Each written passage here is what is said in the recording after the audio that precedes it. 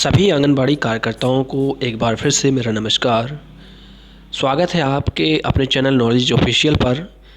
आज हम पोषण ट्रैकर ऐप में जो प्रशिक्षण का पार्ट 3 लाए हैं, यानी भाग 3 में हम क्या देखेंगे। आज बेनिफिशरीज में 0 से 6 महीनों की बच्चों की जो एंट्री होती है उसके बारे में चर्चा करने वाली हैं।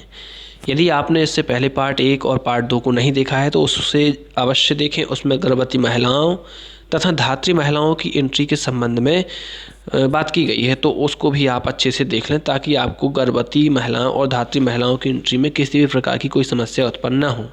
तो हम सबसे पहले क्या करते हैं, बेनिफिशरीज के ऑप्शन पर क्लिक करेंगे। जैसे ही बेनिफिशरीज के ऑप्शन पर क्लिक करेंगे तो क्लिक करने के बाद हम यहाँ गर्भवती महिलाएं देख रहे हैं, धात्री महिलाएं देख रहे हैं। तो इन दोनों के बारे में जो भी एंट्रियां होती हैं उसकी वीडियो पहले से ही बनाए जा चुके हैं, तो आप उनको अवश्य देख लें। आज हम बात करेंगे 0 से 6 महीने के बच्चों के बारे में। तो 0 से 6 महीने के बच्चों की सूची निकालेंगे।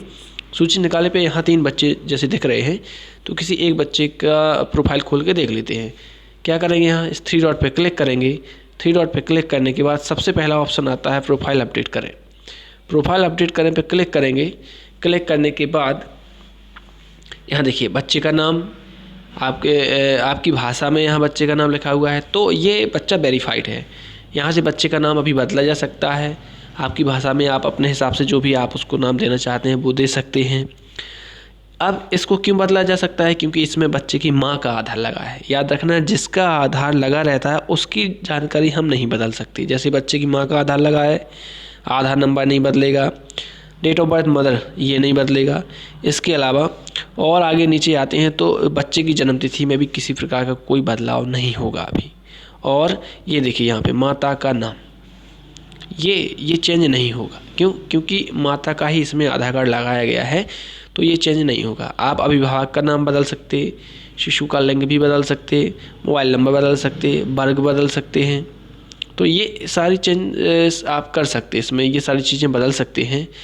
अच्छा, प्रोफाइल अपडेट करने में क्या महत्वपूर्ण चीज़ होती है, जब बच्चा अनवेरीफाइड होता है, वेरीफाइड नहीं होता है, तो आपको प्रोफाइल में आके ही उसका डाटा सुधारना पड़ता है। जैसे बच्चे की माँ का आधार कार्ड लगा हुआ है और वह वेरीफाइड नहीं हो रहा है, तो आप क्या करेंगे, बच्चे की माँ की डिटेल चेक करेंगे। उसमें आधार नंबर, डेट ऑफ बर्थ, इसके अलावा नाम वगैरह, ये सारी चीज़ें आपको चेक करनी होती हैं।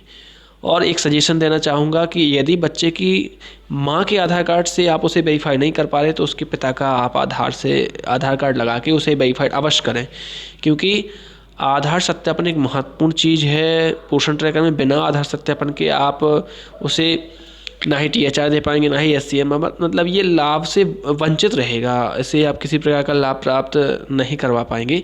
तो ये सारी चीज़ें आपको ध्यान रखना है इसमें। अब इसके बाद सेकंड नंबर पे देखेंगे, यहाँ पे दूसरे नंबर पे ऑप्शन मिलेगा। फिर से हम इसी 3 बिंदु पे क्लिक करेंगे। दूसरे नंबर पे ऑप्शन मिलेगा आपको विकास और पोषण संबंधी विवरण। इस पर क्लिक करेंगे। क्लिक करने के बाद 2 ऑप्शन देखेंगे, पोषण युक्त अनुपूरक और पोषण युक्त हस्तक्षेप।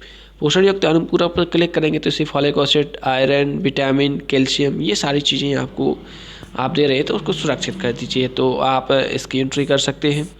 इसके अलावा नीचे जो आपको दूसरा ऑप्शन दिखाई देगा वो आपको ऑप्शन दिखाई देगा यहाँ पे पोषण युक्त हस्तक्षेप वाला। इस पर आप पहले क्या होता था कि THR आपको यहाँ से भरना पड़ता था, लेकिन अब यहाँ से THR का ऑप्शन हटा दिया गया है। इसके बाद इसका आगे बढ़ेंगे तो इसमें क्या दिख रहा है आपको, is the baby on complementary feeding. इसका क्या मतलब, इसका मतलब होता है कि क्या बच्चा पूरक आहार ले रहा है, पूरक पोषक अर्थात THR ले रहा है। तो आपने जैसे लिखा है नहीं ले रहा है।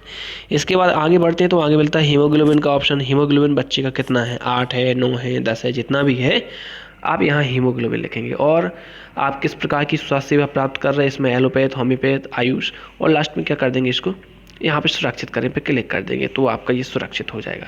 हाँ, एक चीज़ और याद रखनी है, ये एंट्री पोषक और मतलब पोषण युक्त अनुपूरक और पोषण युक्त हस्तक्षेप की एंट्री गर्भवती महिलाओं की भी होती है, धात्री महिलाओं की भी होती है, और 0 से 6 महीने के बच्चों की भी हो रही है।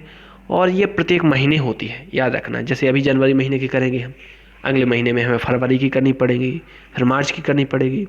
इस प्रकार से जब तक वो यहाँ रहेगा, जैसे 6 महीने तक यहाँ रहेगा, इसके बाद फिर 6 महीने से 3 साल की उसमें पहुँच जाएगा, जिसमें वह पूरा पोषण आहार ले रहा होगा, उसमें हमें यहाँ पे क्लिक करना होगा। तो ये सारी चीज़ें आपको याद रखना है कि ये प्रत्येक महीने की एंट्री होती है। आगे हम बढ़ते हैं तो आगे देखेंगे कि पूरक जो आपको विकास और पोषण संबंधी विवरण था ये हो गया। इसके बाद है विकास निगरानी। विकास निगरानी पे जैसे ही आप क्लिक करेंगे तो क्लिक करने के बाद यहाँ से आप उसका देखिए जो आपने पिछले महीने वजन भरा था वो देख पाएंगे, उसकी हाइट देख पाएंगे, उसका वेट मतलब उसका वजन ऊंचाई दोनों देख पाएंगे। और यहाँ आप इस महीने में चाहें तो यहाँ से भी उसका वजन जैसे कद और यहाँ वजन भर सकते हैं और सुरक्षित कर सकते हैं, तो यहाँ से उसका वजन भरा जा सकता है। इसमें महत्वपूर्ण चीज़ क्या है? महत्वपूर्ण चीज़ ये है कि हम जैसे ही डैशबोर्ड से वजन भरते हैं तो दोबारा हम फिर डैशबोर्ड से वजन नहीं भर सकते हैं। तो दोबारा इसका वजन भरने के लिए हमें यही विकास निगरानी में ही आना होगा, तभी हम इसका द्वारा क्या कर सकते हैं, वजन भर सकते हैं। ये विकास निगरानी में महत्वपूर्ण चीज़ हो जाएगी यहाँ पे लाभार्थियों की। अब आगे बढ़ते हैं, फिर से 3 बिंदु पे क्लिक करते हैं तो अगला ऑप्शन मिलता है टीकाकरण विवरण जोड़ें। इस पर आप क्लिक करें। क्लिक करने के बाद यहाँ कुछ टीकों के नाम खुल जाएंगे, इस बच्चे को कौन सा टीका लगना है ना। अगर आप चाहें तो यहाँ थोड़ा सा समझ सकते हैं, जैसे ये है देखिए 6 सप्ताह के अंदर कौन सा लगा, मान लीजिए OPV1 लगा या पेंटावैलेंट 1 लगा, जो भी लगा तो आप यहाँ से देख सकते हैं। अगर आपको पता नहीं कि कौन सा टीका लग सकता है ऐसे, तो ये देखिए जन्म के समय ये जन्म के समय के टीके लिखे हैं, ये 6 सप्ताह के टीके लिखे हैं, ये 10 सप्ताह के लिखे हैं और ये 14 सप्ताह के लिखे हैं। इस प्रकार से आप यहाँ टीकों के नाम देख सकते हैं। और जो भी टीका लगा, मान लीजिए OPV1 लगा जैसे, तो इस पर आप क्लिक करेंगे। क्लिक करने के बाद यहाँ टीकाकरण की तिथि, जिस दिन उसे टीका लगा वो तिथि डाल के और इसमें क्या कर देंगे, सुरक्षित कर देंगे। तो यहाँ से बच्चे के टीके की एंट्री हो जाएगी। जो VHSND की एंट्री होती है वो आपके केंद्र पे टीकाकरण कब होगा उस दिन की एंट्री होती है, और बच्चों की टीके आपको यहीं से आके भरने पड़ेंगे। तो आपको विशेष रूप से ध्यान देना है कि टीकाकरण विवरण जोड़ें, इस वाले ऑप्शन से ही बच्चों के टीके भरे जा सकते हैं। ये देखिए यहाँ पे, ठीक है। अगला ऑप्शन देखिए, ये दिख रहा है आपको माइग्रेट आउट वाला ऑप्शन। ये जो माइग्रेट आउट वाला ऑप्शन दिख रहा है, ये माइग्रेट आउट वाला ऑप्शन दिख रहा है, इससे क्या करते हैं, बच्चों को डिलीट करते हैं, हटाते हैं। जैसे मान लीजिए आपके द्वारा एक बच्चे का 2 बार पंजीयन किया जा चुका है, तो वो बच्चा आप कैसे आप हटाएंगे, तो उसके लिए आपको क्या करना पड़ेगा, माइग्रेट आउट करना पड़ेगा।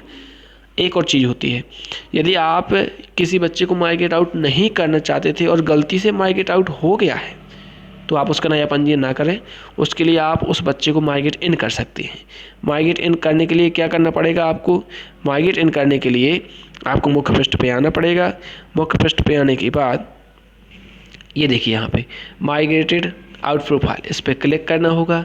क्लिक करने के बाद जैसे ही यहाँ क्लिक करेंगे आप, तो जितने बेनिफिशरीज को आप माइग्रेट आउट करेंगे उनको आप वापस ला सकते हैं। जैसे यहाँ देखिए ये वैष्णवी कुशवाहा को माइग्रेट आउट किया गया है। अगर आप चाहते हैं कि ये वापस आ जाए तो क्या करना है, इस माइग्रेट इन के ऑप्शन पे क्लिक करना है, और जैसे ही इस ऑप्शन पे क्लिक करेंगे तो यहाँ पे क्लिक कर देना है। और यहाँ पे क्लिक करने के बाद यह 24 घंटे के अंदर आपके पोषण ट्रैकर ऐप में वापस, मतलब बेनिफिशरीज की जो लिस्ट है, जो सूची है, उसमें वापस देखने लगेगी ये वैष्णवी। तो यहाँ से आप उसको क्या कर सकते हैं, वापस ला सकते हैं। वहीं चलते हैं हम फिर से आगे देखते हैं। माइग्रेट आउट वाला ऑप्शन हो चुका है। इसके बाद जो अगला ऑप्शन आपको दिखाई देगा वो दिखाई दे रहा है यहाँ पे ग्रोथ हिस्ट्री वाला। अच्छा, यहाँ एक चीज़ और है सर, यहाँ वो SCM वाला और THR वाला वो जो विकल्प आ रहा था गर्भवती धात्री में, यहाँ नहीं दिख रहा है। उसका क्या कारण है, तो आपको बता दें, 0 से जो 6 महीने के बच्चे हैं उन्हें ना तो SCM मिलता है और ना ही THR मिलता है, इसलिए वो ऑप्शन यहाँ पे नहीं दिखाई देगा। ये आपको विशेष रूप से ध्यान देना है। ग्रोथ हिस्ट्री में क्या मिलेगा, जैसे ही हम क्लिक करेंगे तो यहाँ हमें पता चलेगा। ये देखिए ग्रोथ हिस्ट्री, और ये क्या लिखा है, 3 मंथ्स हिस्ट्री। ये बहुत ही महत्वपूर्ण है। 3 महीने में बच्चे की स्थिति क्या दिख रही है आप यहाँ देख सकते हैं। ये देखिए आपने भरा था, ये 19/10/23 को आपने वजन भरा था, 10वें महीने का वजन है ये ऊंचाई। बच्चा क्या था, नॉर्मल था। आपने 24/11 को वजन भरा, बच्चा क्या था, नॉर्मल था। आपने 21/12 को वजन भरा, बच्चा कैसा था, नॉर्मल था। ये बहुत अच्छी चीज़ है। यहाँ पे जो ग्रोथ हिस्ट्री है ना, इससे आप पता लगा सकते हैं कि बच्चे की स्थिति हर महीने क्या होती जा रही है, कहीं हमारे द्वारा गलत वजन तो नहीं भरा जा रहा। ये सारी चीज़ें आप यहाँ से ग्रोथ हिस्ट्री से पता लगा सकते हैं। बहुत ही महत्वपूर्ण बिंदु है ये। तो ये सारी चीज़ें आप 0 से 6 महीने के बच्चों की कौन कौन सी एंट्री होती हैं, ये विशेष रूप से ध्यान दे लेना है। अगर चैनल पर नए हैं तो लाइक करें, सब्सक्राइब करें तथा बेल आइकन को प्रेस करें, ताकि आने वाली लेटेस्ट वीडियो आप तक आसानी से पहुंच सके। और पोषण ट्रैकर ऐप की संपूर्ण ट्रेनिंग आपको इसी चैनल पर प्राप्त हो जाएगी। अगर आपने गर्भवती महिलाओं की एंट्री, धात्री महिलाओं की एंट्री नहीं देखी है कि किस प्रकार से करना है, तो वो वीडियो का पार्ट 1 और पार्ट 2 हम पहले ही अपलोड किया जा चुका है, तो आप उसको अवश्य देखें। इसके बाद 0 से 6 महीने के बच्चों के बारे में भी जानकारी लें। धन्यवाद।